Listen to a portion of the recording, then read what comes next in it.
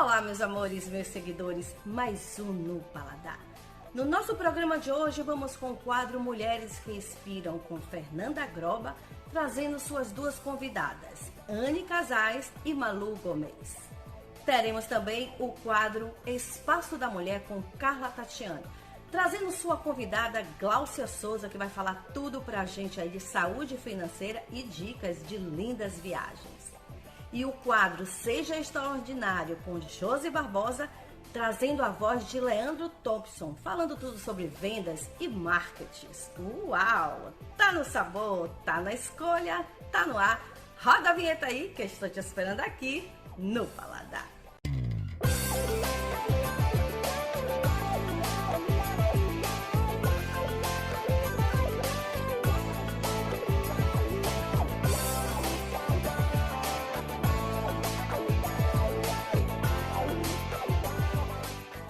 Mais um quadro aqui com você, Seja Extraordinário, comigo, Josi Barbosa, um quadro especialmente para você que é empreendedor, que nós precisamos nos levantar para poder aplicar estratégias em nosso negócio. E hoje eu trago um convidado especial, que é o Leandro Thompson.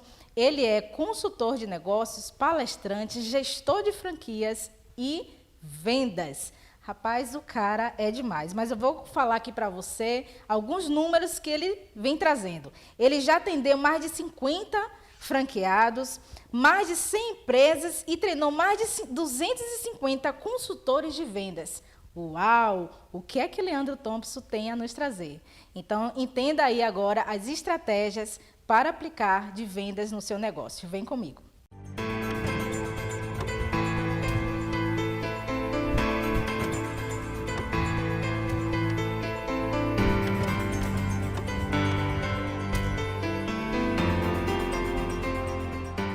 E é isso, estou aqui com mais um programa, mais um quadro aqui do programa No Paladar com Rita Brandão. E hoje eu trouxe um convidado para lá de especial. Agora esse convidado, ele vai fazer com que você eleve as vendas do seu negócio. Eu estou aqui com o Leandro Thompson. Leandro, conta aí para nós quem é o Leandro, o que é que você faz e o que é que você tem aí para nos trazer, para ajudar quem está ali nos assistindo. Em primeiro lugar, Josi, gostaria de agradecer a oportunidade, o convite, Rita Brandão, programa Vem Bahia e a TV, que foi muito especial participar dessa experiência aqui extraordinária. Antes de tudo, eu queria falar para vocês que eu sou pai de Antonella. Hoje eu posso falar sobre isso. Paizão! Por quê, gente? Por que eu falo isso? Porque por trás das vendas sempre tem uma história boa para a gente se contar. Então, para que a gente possa começar o dia de hoje, eu quero falar que a gente vai ter um dia divertido, um dia muito bacana, para poder falar sobre vendas, falar sobre franquias. Eu gosto disso, viu? É, muito bom. Mas vem cá, Leandro, qual a área mesmo que você atua? Eu atuo no segmento dentro da área de vendas das empresas. Porém, durante esses anos, eu sempre fui trabalhando dentro das empresas de franquias. E hoje, no dia de hoje, anote o que eu estou lhe dizendo, nós iremos abrir a caixa preta do que acontece nas franqueadoras, que eu vim trazer para você esse segredo. Porque durante esses últimos 12 anos que eu venho atuando nas franquias, eu acabei descobrindo muitas coisas. O que faz com que as franqueadoras, em geral, as lojas, as franquias se mantenham mais abertas do que empresas tradicionais? Claro que existe um número enorme de situações. Porém, como eu defendo muito a venda, é muito importante trazer para vocês que a venda, ela vai trazer melhor alavancagem. Então, o que eu tenho para trazer? São algumas estratégias de como é que você pode vender, mesmo em período de estabilidade. Esse ano, por exemplo, nós vamos enfrentar vários desafios, né? Já estamos enfrentando logo esse processo. Certeza. Enfim, durante o processo de Covid ainda, nós temos as eleições, nós temos a Copa do Mundo, a taxa Selic já ultrapassou os 13%. E aí, Leandro, o que eu posso fazer para, mesmo nesse cenário, alavancar as minhas vendas? Então, um pouco disso que a gente vai conversar hoje, para que essas estratégias sejam colocadas em prática. E aí eu já venho com uma pergunta para você, que eu sei que você está aí doidinho para poder saber sobre vendas. Como é que gestores e líderes, vendedores, podem sair desse grande desafio que é vender? Porque tem muita gente, Leandro, que tem medo de vendas. Eu mesmo, eu tenho uma história assim, com relação ao medo. Eu não gostava de vender, eu achava terrível vendas. Mas quando eu descobri que a venda está dentro de nós, é um desenvolvimento, isso me fez chegar a um ponto onde eu entendo como é vender. Na verdade, nós já nos vendemos a partir do momento que nos apresentamos a algo. Mas fala aí, Leandro, como é que nós podemos vencer esses grandes desafios em pleno 2022?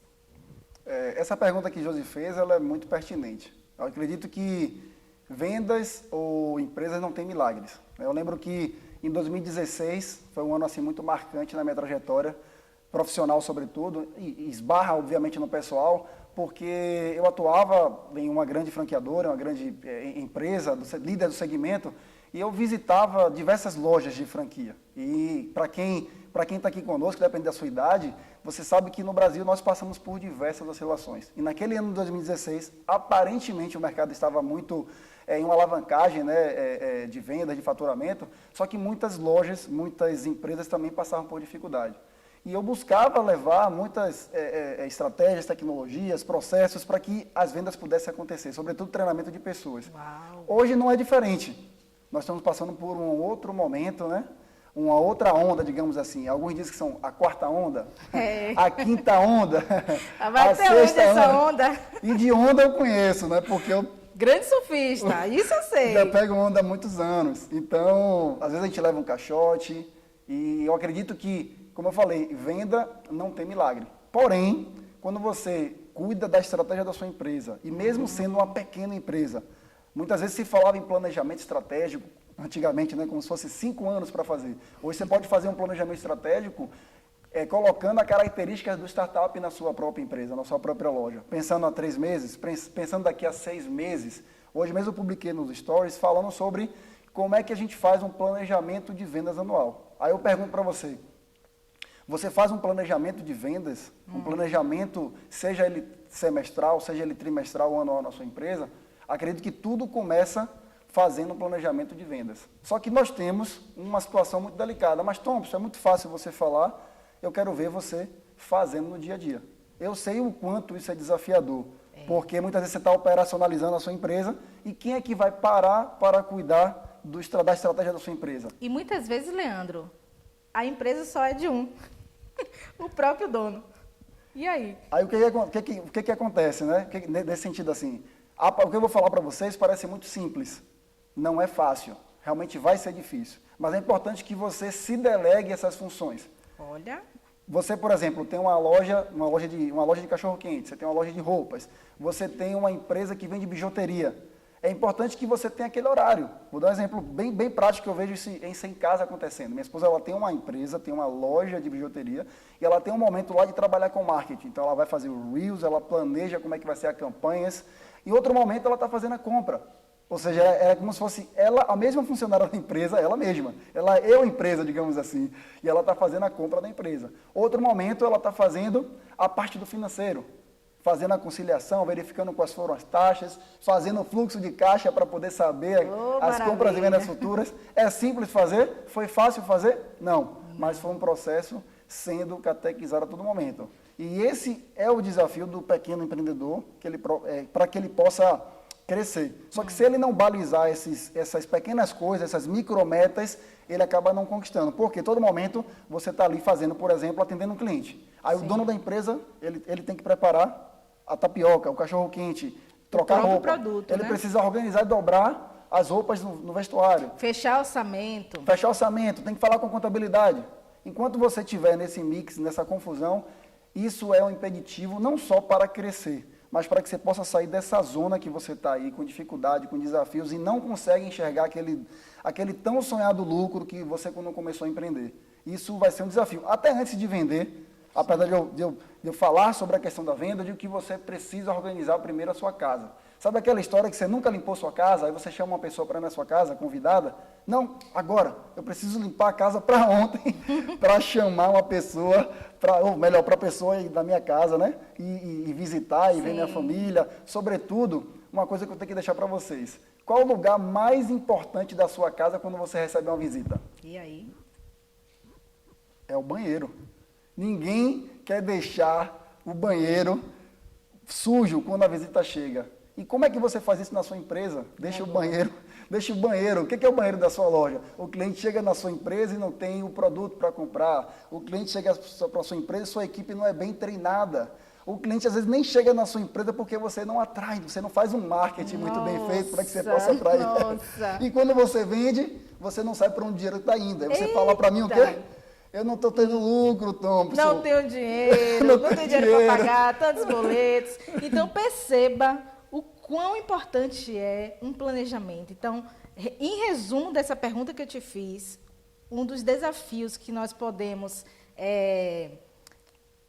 fazer com que nós saiamos desse desafio é justamente planejamento. Isso, eu defendo o planejamento. Na verdade, eu defendo três pontos importantíssimos, né? Exceto o que eu vou deixar para o final, que é a questão da quarta, quinta onda, que nós estamos dizendo, mas são três. Um deles é o planejamento, é muito importante você ter um planejamento. A partir do planejamento, é importante que você coloque aquilo ali em ações pautadas. Ações.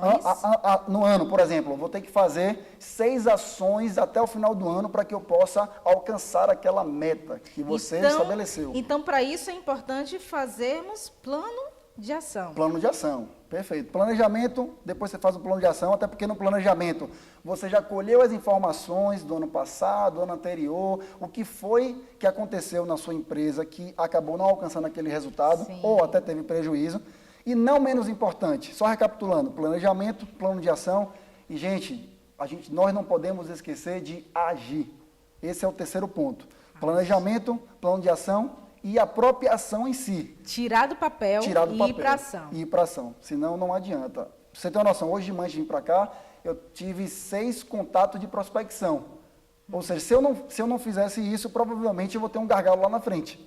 Eu vou chegar daqui a 30, 60, 90 dias, eu não vou conseguir fechar com esses potenciais clientes, e aí eu vou chorar, porque o meu funil de venda está vazio, meu topo de funil. É a mesma coisa para a empresa. Se você hoje só vive na margem da reclamação e não para fazer esse, nem que seja um pequeno planejamento, para ali, conversa com você mesmo no espelho, poxa, o que está acontecendo com a empresa? O que eu posso fazer aqui para melhorar? Pronto, fez o planejamento. Leandro, depois é o plano de ação. Rapidinho. Então, vamos sair do automático, né, pessoal? Vamos sair do automático, porque às vezes você está ali só fazendo as coisas, buscando um cliente, faz isso, faz aquilo, mas muitas vezes você está no automático. Então, sai do automático, hein? Tem que sair literalmente, porque essa é uma versão, acredito, que é programada, que é aprendida. A gente acaba vivendo, repetindo as ações, ou a gente vive no sistema da reclamação, falando sempre que está ruim. Às vezes a gente coloca assim num cenário e alguém vai falar assim, poxa, Thompson, você viu que absurdo aquilo que está sendo votado, né, essa nova PEC? Você viu, Thompson, o que aconteceu no Big Brother? Aí eu pergunto para o empresário, cara, você viu que você não está projetando bater a sua meta esse mês? Então, às vezes, existe muitos empresários que têm muito conhecimento econômico, ou conhecimento da Selic, ou conhecimento financeiro, mas tem pouco ou muito pouco, baixo conhecimento no seu negócio.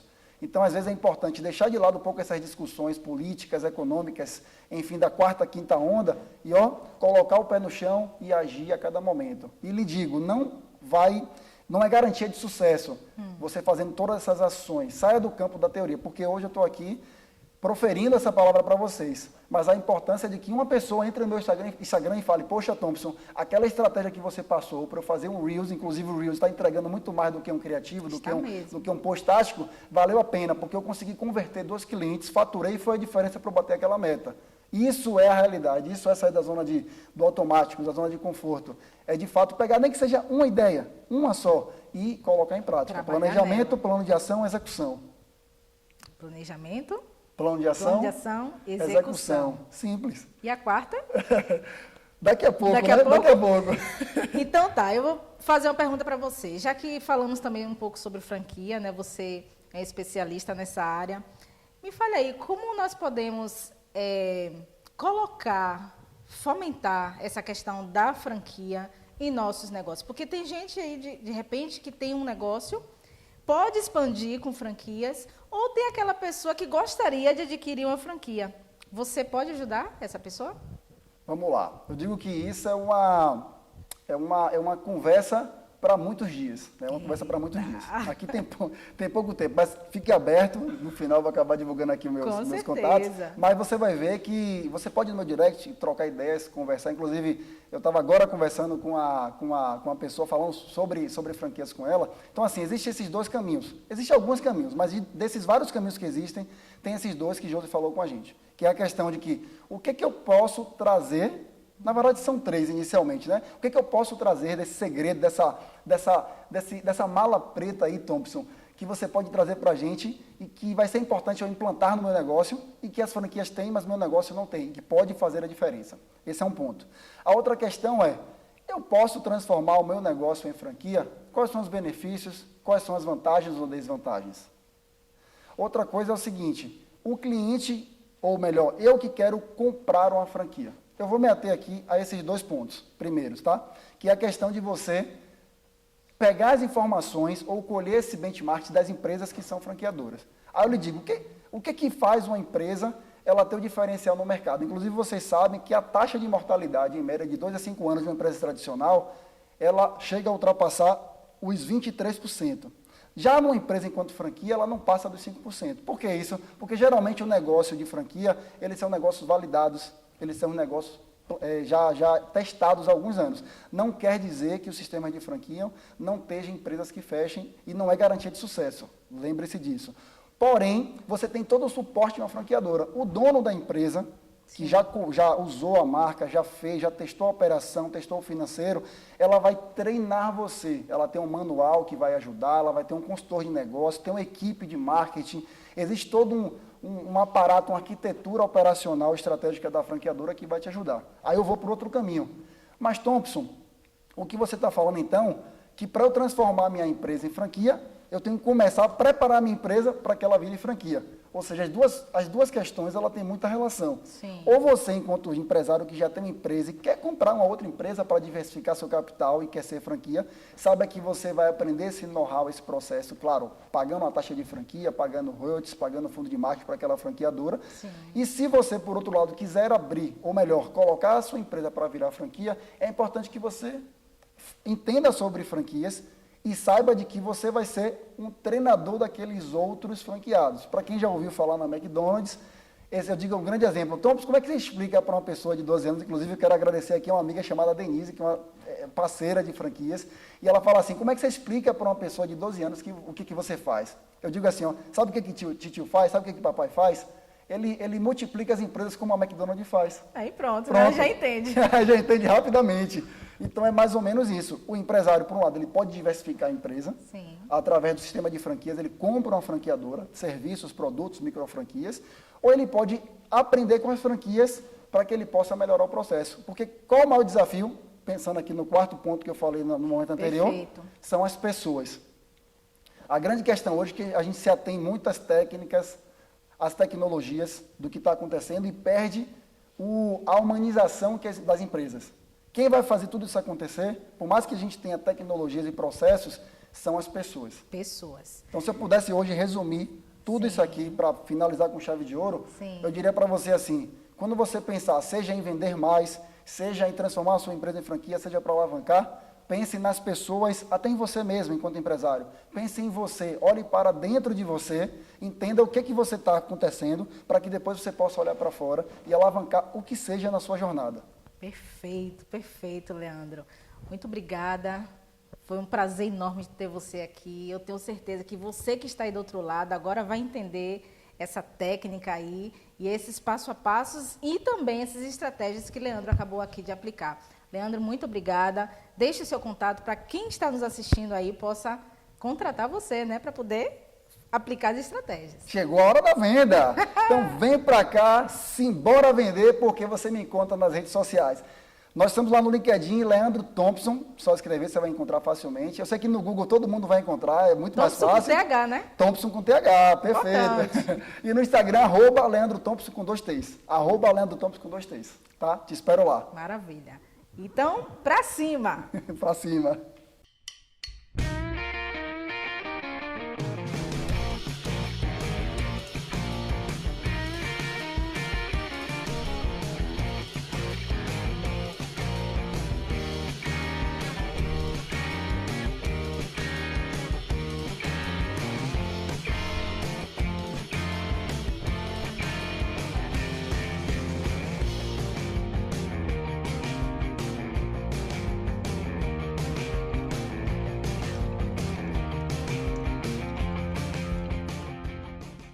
quadro Mulheres que Inspiram hoje aqui no programa No Paladar está imperdível. Olha, vocês vão conhecer um pouquinho do trabalho de Malu Gomes. Malu, gente, ela é psicanalista, pedagoga, terapeuta cognitiva sexual. Uau, ela é uma mulher multifacetada, né? Ela é uma das nossas estrelas aqui do Chá das Estrelas e vocês vão conhecer hoje um pouquinho do trabalho dela como profissional e o trabalho que ela desenvolve na sua clínica. Vocês também vão conhecer um pouquinho do trabalho e do desenvolvimento aí de Anne Casais. Anne, inclusive, é uma das coautoras do meu novo livro Mulheres com Propósito, né? Que vai ser lançado em breve. E hoje ela vem aqui no quadro Mulheres que Inspiram para compartilhar um pouquinho com vocês, né, do trabalho que ela desenvolve, analista comportamental, comportamento. Anne, nós estamos curiosos para saber como é que funciona aí o seu trabalho. Então é o quadro Mulheres que Inspiram hoje, com muito autoconhecimento para vocês.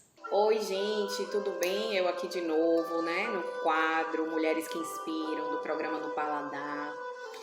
E hoje com Fernanda eu vou falar um pouquinho com vocês sobre autoamor, sobre autoconhecimento, sobre a importância da constelação sistêmica nesse processo, sobre a terapia cognitiva sexual. Então a gente vai ter aí alguns bate-papos durante alguns programas, tá certo? Para quem ainda não me conhece, eu sou Malu Gomes, terapeuta, psicanalista, terapeuta cognitiva sexual e consteladora, tá? Vamos lá então nesse nosso bate-papo. É rapidinho. Hoje eu quero falar um pouco com vocês sobre essa questão de autoconhecimento, de autoamor. Por quê? Porque a gente entende que a gente só consegue amar o outro quando a gente ama a si mesmo. Já diz a passagem bíblica, amai ao próximo como a si mesmo. Então, como que eu vou amar ao próximo se eu não me amo? E para eu me amar, eu preciso me conhecer. Eu preciso entender quem eu sou, em que estado eu sou, como eu faço as coisas. E esse processo de autoconhecimento, apesar de ser muito bom, de ser um processo onde as pessoas, no final, né, se sentem muito felizes, muito realizadas, ele é um processo doloroso. Ele não é um processo fácil. Por que ele não é um processo fácil, não? Porque você vai ter que se encontrar com você mesmo. São momentos de encontro entre você e você. Então, eu não tenho como culpar o outro, eu não tenho como botar responsabilidade pro outro, porque eu entendo que são minhas responsabilidades, minhas escolhas, os meus processos. E quando eu me deparo com isso, é difícil, não é fácil, mas super vale a pena. Porque, como diz Fernanda, ela gosta muito disso, né, Fernanda Gromer, de falar sobre desafiar a dor. Então, o processo de autoconhecimento é um processo onde eu desafio essa dor o tempo todo, né? Eu preciso aprender a olhar para a dor, entender o que ela quer me dizer, pesar os pós e os contras, né? De tudo isso, e aí sim eu vou estar fazendo o meu processo de autoconhecimento. E ainda falando um pouco sobre essa questão do desafiar a dor, né? A gente também tem que falar de uma frasezinha que tá muito na moda, todo mundo fala. Tudo bem chorar, e tudo bem ficar triste, tudo bem não sei o que. Não, tudo bem, gente, ok, tudo bem chorar, tudo bem ficar triste, mas não é assim, tudo bem desse jeito, geralzão, e dizer que assim, eu vou ficar assim triste e o resto do mundo que se exploda e acabou. Não, não é isso. É assim, ó, tudo bem eu chorar, tudo bem eu estar triste, tudo bem eu dizer que eu não quero sair. Até aí, tudo bem. Agora eu não posso fingir que está tudo bem. Então eu não posso estar triste e dizer que está tudo bem, não está tudo alegre. Por quê? Porque aí eu estou camuflando a dor.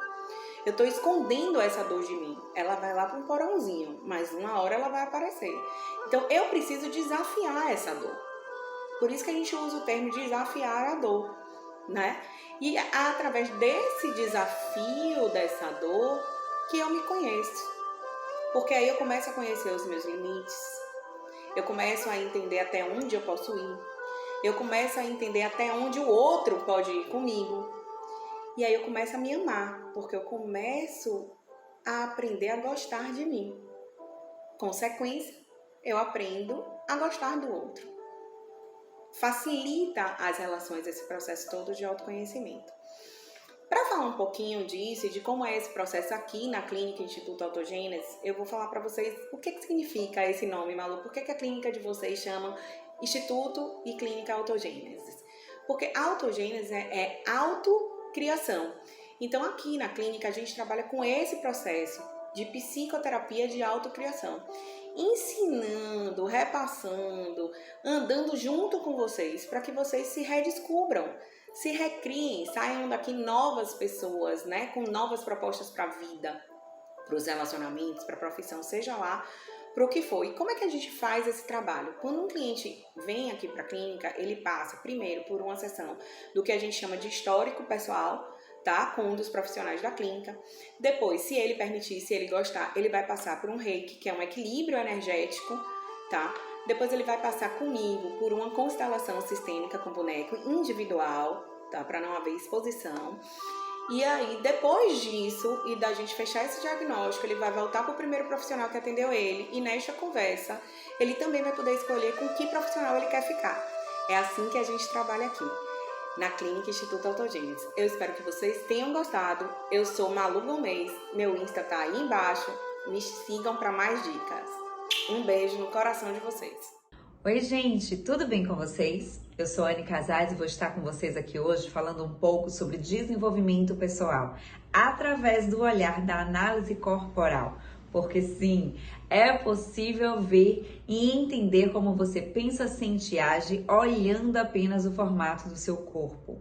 Não, isso não tem nada a ver com mágica.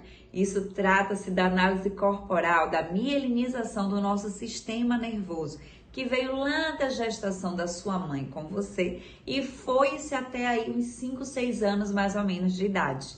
Que é quando essa mielinização do sistema nervoso se completa e, conjunto a isso, trouxe também um molde do seu corpo.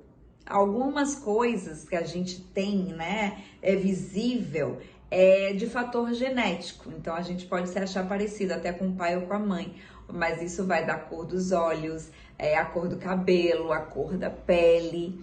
Mas outras coisas como o físico, o formato físico do corpo, é um conjunto do material genético e também de como foi exposto a sua vida nesse período da gestação até os 5, 6 anos ao ambiente, exposto ao ambiente durante esse período de mielinização. E você pode estar se perguntando assim, mas Anne, ok, eu entendi tudo isso sobre análise corporal, mas qual a importância disso na minha vida prática, no meu dia a dia? Tudo. Desde que eu tive o primeiro contato com a análise corporal, muita coisa mudou aqui na minha vida. Eu brinco dizendo que eu economizei alguns anos de terapia dentro desse contexto da análise corporal, porque eu passei a entender como eu funciono. Quais são os meus traços, os meus picos de traços, quem eu quero chamar ali, dos meus bonequinhos, do meu sistema nervoso, para poder executar cada tipo de serviço. Com a análise corporal, você consegue avaliar claramente as circunstâncias da sua vida, entender qual é aquela dor que você está, aquela dor existencial que você está sentindo naquele momento. Você consegue melhorar claramente as suas relações interpessoais, seja um relacionamento amoroso, um relacionamento familiar, um relacionamento profissional. Você consegue entender a forma como você funciona e talvez pare até de se justificar, pedir desculpas às pessoas por ser como você é. Porque você pode estar batendo cabeça e dando murro em ponta de faca, sendo quem você é. Ou tentando ser uma outra pessoa, porque te disseram que aquela outra pessoa age, sente, pensa de uma forma melhor. Mas é melhor para aquela pessoa. Eu tenho um modo de pensar, de sentir, de agir. Você tem outro modo, da mesma forma, de pensar, sentir e agir. Então, quando você se conhece, você tem esse poder nas mãos de determinar e discernir situações nas quais você vai querer se envolver ou não vai querer se envolver. Aquelas que você vai dizer assim, olha, eu tenho uma solução para esse problema aqui, porque vai ficar mais fácil para você. Fácil para você lidar consigo, fácil para você lidar com os outros, fácil para você entender qual é o ambiente que você quer estar e aqueles que você não quer estar, porque está colocando os seus traços de volta naquela dor existencial. Então, o poder de se conhecer é te trazer infinitas possibilidades de um universo que está na sua frente e que pode estar aqui, nas suas mãos. Porque a partir do momento que você tem esse domínio sobre você, de você, você passa a enxergar o seu mundo, né, o universo, de uma forma mais simplificada, mais facilitada e mais resolvível. Bom, e a gente está falando aqui de um período de 5 a 6 anos, né? Que é desde a gestação, de quando você estava no ventre materno, até esse período aí de 6 anos. Então, muita coisa aconteceu nesse momento, como, por exemplo, a própria gestação, que é quando já começa a mielinização do seu sistema nervoso, a amamentação, os primeiros passos, o desfraude e o início da sexualidade na vida da criança. Então, esses 5 períodos trouxe consigo algumas dores, porque precisou formar esses 5 traços de caracteres, e assim também trouxe consigo o que a gente chama de recursos, porque todo traço ele foi formado dentro de alguma dor, e toda dor não tá ali à toa, ela trouxe consigo alguns recursos para alavancar, para que a gente conseguisse se superar naquele momento em que a gente estava vivenciando algum tipo de dor. Por exemplo, a criança quando está no ventre materno, a mãe, ela só sente que está grávida quando ela sente a criança mexeu, alguma coisa, então aquilo dá um despertar. Para uma gestação tranquila, normalmente a mulher, ela mantém uma vida ativa. Então, caso, por exemplo, acontece uma explosão próximo dessa mulher, um balão caiu, as luzes apagaram, alguma coisa assim do tipo, todo mundo entra no modo de sobrevivência, inclusive essa mulher grávida. Então, para isso, o corpo dela, o sistema nervoso dela, vai tentar socorrer ela, não o bebê. Isso é questão do sistema nervoso. E aí, com isso, manda pouco sangue para o ventre, manda pouco oxigênio. E essa criança dentro do ventre, opa, o que é que está acontecendo aqui dentro? Estava confortável e agora não está mais. O ambiente se fecha um pouco, o útero se fecha um pouco. Então, com isso, o primeiro lugar onde o sistema nervoso está sendo mielinizado é na cabeça. Então, essa criança, ela acaba trazendo toda a energia para a cabeça, onde ela se concentra em não causar o desconforto para a mãe. Então, é uma criança que acaba desenvolvendo muito esse traço de esquizoidia. Não se assustem, a gente não está falando de nenhum tipo de patologia, tá bom? Vamos encontrar alguns nomes estranhos aqui, como, por exemplo, masoquista, psicopata, o próprio esquizoide, mas a gente não está falando de patologia, de doenças. A gente está sendo apenas fiel ao nome que foi dado lá pelo médico austríaco Reich. O contemporâneo fala-se muito sobre Freud, né? Mas Reich, ele deu essa padronização. Ele estudou mais a fundo do que Freud nesse aspecto de entender os traços de caráter e entendendo que existe a padronização desse tipo de corpo e esse tipo de mente são muito próximos, parecidos, e aí foi nomeando esses 5 momentos da mielinização do sistema nervoso. Então, o esquizoide ele é formado nesse momento da gestação. O traço de caráter de oral é formado no período da amamentação. O traço de caráter psicopata é formado no momento dos primeiros passos da criança. E o traço de caráter masoquista é formado no desfraude. Já o traço de caráter rígido é formado no início da sexualidade dessa criança. Então, cada um desses traços foi formado num momento de dor. Então, ele tem naturalmente esse tipo de dor. A dor do abandono, a dor da rejeição, a dor da traição, da perda, a dor da humilhação. Cada um trouxe consigo uma dor. Mas, com isso, também trouxe com a formação desse traço um grande recurso. Porque essa criança, ela precisou encontrar formas para sobreviver, para poder passar por aquela fase. e aí chegar, como você e eu estamos aqui na fase adulta. Então, todos os traços fazem parte da vida de um único ser humano. Eu tenho todos os traços, você também. A diferença está em picos. Algumas pessoas têm mais de um traço do que do outro. E aí é onde se encontra a forma maior de você pensar, sentir e agir, olhando esse traço de maior pico na vida do ser humano. Eu tô muito feliz de estar aqui com vocês no quadro Mulheres que Inspiram e trazendo um pouquinho desse despertar, um pouco mais sobre o conhecimento do desenvolvimento humano através do olhar da análise corporal. E aproveito também para te convidar. Vem olhar aqui nas redes sociais, @AniCasais. Qualquer dúvida, qualquer questão sobre isso e para ter um conhecimento também mais amplo, além dessa oportunidade aqui, dessa janela que se abriu, mas também um conhecimento mais profundo sobre a análise corporal e os benefícios dela para a sua vida. Eu te convido a estar comigo no @AniCasais e a gente vai estar sempre junto aqui, trazendo clarezas no quadro Mulheres que Inspiram, trazendo clareza, trazendo leveza para a sua vida. O importante é você se conhecer, para que você saiba onde você quer se colocar, tá bom? Um beijo no coração, fique com Deus e até a próxima. Tchau, tchau.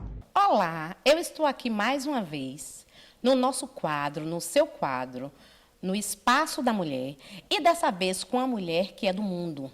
Uma mulher que tem muita história para contar, uma mulher que tem marcas no seu corpo, na sua mente, na sua mochila.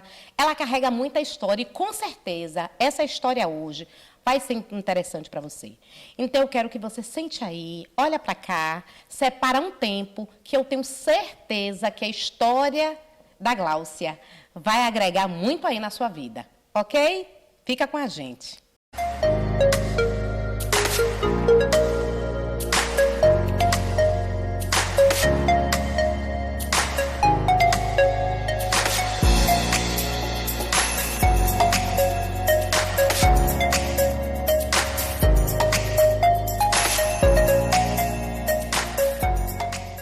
Gláucia, seja muito bem-vinda aqui. Para mim, para a gente, é um prazer enorme estar com você, tá? E eu quero que você inicie aqui contando um pouco, já que é muita história que você tem para contar. Você vai contar para a gente quem é a Gláucia.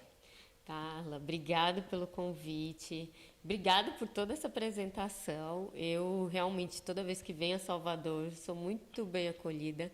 E estar nesse espaço, falando com mulheres, contando da história, né, histórias que fogem até um pouco do tradicional, me faz muito feliz. Então, para quem não me conhece, eu sou Gláucia Souza, sou coach financeira, palestrante, nômade digital e minimalista. Então, juntando tudo isso, eu costumo dizer que agora a Gláucia é do mundo, porque eu consigo trabalhar, fazer as minhas atividades enquanto coach, enquanto educadora, professora, viajar e fazendo muito disso pela internet agora. Gláucia, me diz uma coisa, explica pra gente o que é esse termo nômade digital. Tá. Nômade é basicamente o que a gente já conhece na aula de história, né? As pessoas que migram de pontos a pontos. Então, uma coisa interessante é que o brasileiro tem visto para muitos lugares, às vezes de 3 meses, de 6 meses. Então, isso nos proporciona pingar aí de canto em canto do mundo. Então, isso significa ser nômade, estar cada hora em um lugar.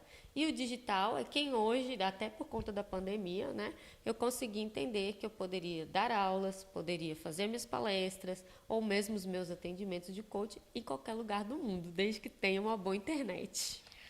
Gláucia, conta aqui pra gente. O que te impulsionou a começar a sair daqui, né? Uhum. Você é brasileira, é paulista, né? Uhum. Então, o que startou na sua vida você começar a viajar para fora do país? A pandemia me deixou num estado, acho que eu diria até de ansiedade, de querer fazer as coisas e estar assim, presa dentro de casa. Então, uma das coisas era, eu queria fazer inglês, eu já tinha tentado de várias maneiras, mas eu tinha um sonho de realmente fazer um intercâmbio. E para muitas pessoas, você que está aí, que acha que intercâmbio a gente só faz quando é jovem, entenda que mulheres como eu e outras pessoas fazem também intercâmbio com a idade que você quiser, né? Então, o que me incentivou, o que me impulsionou, foi pensar que mesmo na pandemia, eu poderia ir para fora. O único lugar que estava aberto era Dubai, para brasileiros. Então, eu falei, não tem outro lugar, vai lá mesmo. E o interesse de aprender o idioma. Esse foi o que me impulsionou, porque eu falava, gente, se aos 35 anos eu não aprender, quando a pandemia voltar, eu não vou ter tempo mais. Então, foi algo que eu falei, eu vou aproveitar. Era para ficar 6 meses, cara. E eu já estou há quase 1 ano e meio. Porque aí, quando você encontra os caminhos, você fala, nossa, eu posso ir um pouquinho mais longe. E foi por isso que eu decidi, basicamente pela vontade de aprender o idioma. E nesse tempo, quantos países você já conheceu? Agora eu já estou indo para o 6º país. Se a gente pensar que é um espaço curto de tempo de 1 ano e meio, coisa que em 35 anos eu não tinha feito, eu já me considero uma vitoriosa, né? Porque até então eu só conhecia um pouco do Brasil, né? De 20, 27 estados que a gente tem, eu conheço assim, uns 14, 15, que já é bastante, porque culturalmente às vezes a gente não viaja no nosso próprio país. Mas depois de descobrir que era mais barato viajar para fora do que aqui, eu falei, opa, vou colocar a minha mochila, né, mochileira que sou, e vou seguir. Gláucia, como é ser uma mulher negra em viagem solo e fora do seu país de origem? A gente estava conversando aqui nos bastidores, né, que o primeiro desafio é você se impor enquanto mulher. Porque para muitos lugares nós vamos ser confundidas, né, com mulheres, com prostitutas ou com outras profissões que não aquelas, né, no meu caso, enquanto professora. Então, a primeira coisa é você conseguir se apresentar, nesse caso, em inglês ainda por cima, né? E depois entender que existem situações raciais, culturais, nos quais a gente vai ter a questão racial e vai ter a questão de ser estrangeira também. Então, assim, o primeiro ponto é manter a cabeça tranquila, porque você está brigando com o sistema. E depois é você conseguir se comunicar ao ponto de fazer as pessoas entenderem qual é a tua profissão. Quando a gente fala de dinheiro, você é coach financeira, isso me remete a lembrar que culturalmente no nosso país a gente não aprende sobre dinheiro. Então, eu estou falando com uma mulher negra, né, uma mulher que viaja o mundo, que tem aí uma história, e uma mulher que, acima de tudo, ensina sobre dinheiro, né? E a gente já tem a questão de não aprender sobre dinheiro, os homens e principalmente as mulheres. Uhum. As mulheres, elas não foram treinadas, né, para lidar com dinheiro, para ensinar, enfim. Como é que foi para você, o que te despertou? Primeiro, aprender, né, porque isso remete que você sabe lidar com dinheiro, para você sair da favela, né, vamos dizer assim, e estar usufruindo disso tudo, isso demonstra que você aprendeu a lidar com dinheiro. Uhum. Mas como é para você ministrar sobre o dinheiro para as pessoas? E o que é mais desafiador? A primeira coisa, Carlinha, foi eu entender sobre programação neurolinguística. Então, o nome é grande, gente, mas tentem dar uma olhada na internet sobre o termo PNL. Porque diz muito sobre a consciência, sobre a mentalidade.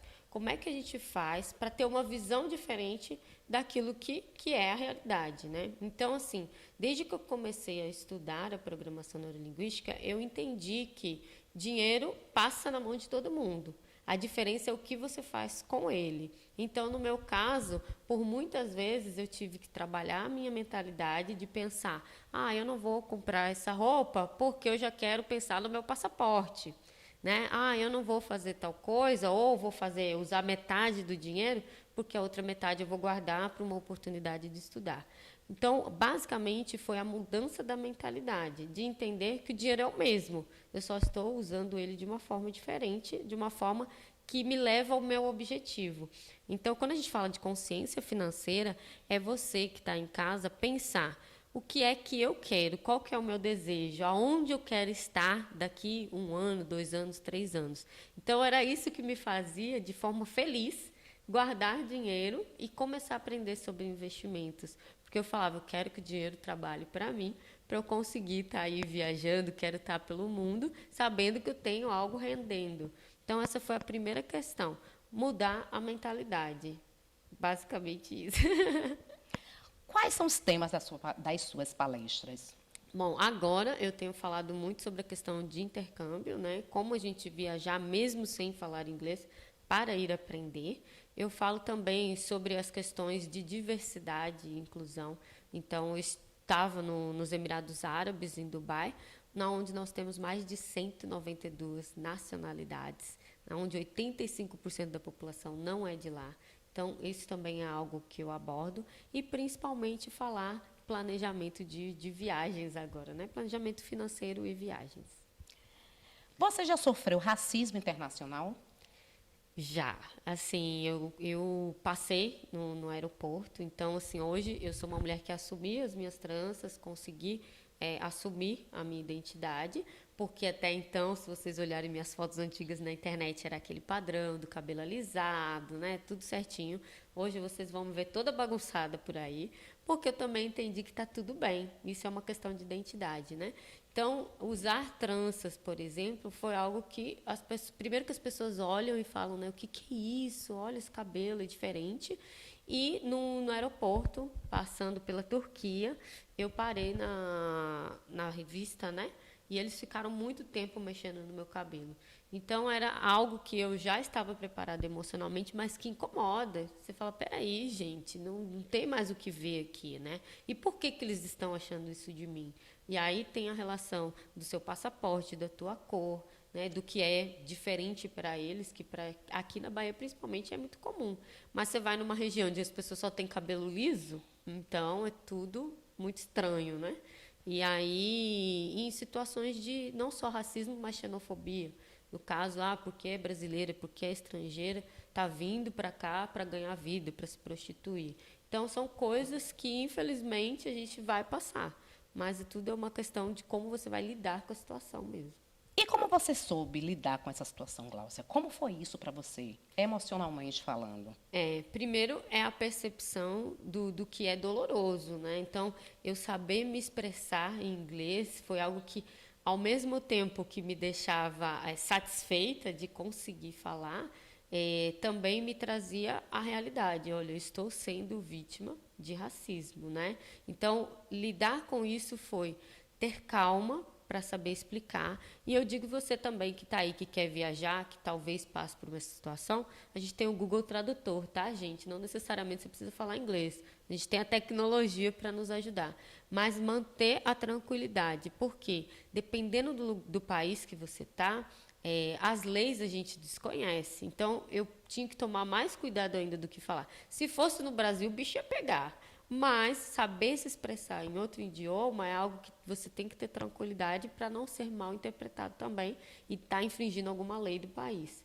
Então, foi mais essa questão de manter a calma, pensar e escrever também para que ficasse explícito que eu estava sofrendo e que eu sabia porque eu estava passando.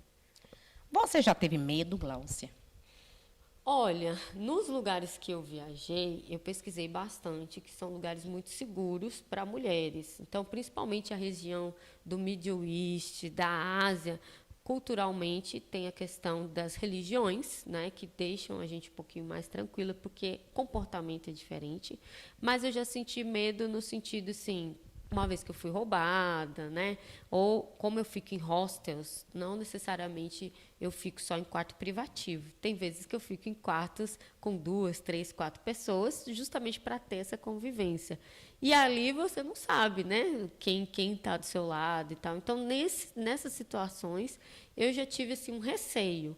Mas não medo, porque também a vida do viajante, ela é muito leve. As pessoas estão ali para o mesmo propósito, né? Então, questão de ser roubada, essas coisas é o que menos me preocupa. Primeiro, porque ninguém quer levar peso de ninguém, né? E segundo, que dependendo das pessoas que estão com você, elas têm muito mais do que você. Então, não é o seu celular, não é o seu notebook, não é nada disso que vai chamar a atenção. E em uma outra situação, assim, de estar sozinha, com 2 ou 3 rapazes numa excursão, a gente sente medo pela experiência do Brasil, pela experiência da América Latina, né? Mas é aquele medo interno, não foi nada que realmente aconteceu, era um medo talvez imaginário. Gláucia, eu fico aqui. Te ouvir é uma riqueza, né? E, obviamente, que a gente não teria o tempo para que você pudesse discorrer toda a sua experiência. Então, eu acredito que a minha amiga aí de casa deve estar olhando e dizendo assim, não é possível. Porque ela está trazendo de forma tão leve, tão fácil, tão, assim, tão acessível, que ela deve estar pensando, ela está indo mesmo para fora do país, ou está indo para o interior da Bahia, ou está indo ali no outro bairro, né? Então, eu queria que você deixasse isso claro para a gente. Porque eu sei que, assim, você se determinou, você gosta de viajar.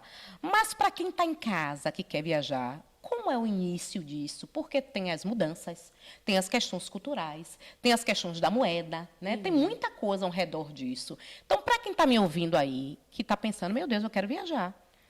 O que é que eu preciso fazer para sair do meu lugar e fazer essa caminhada?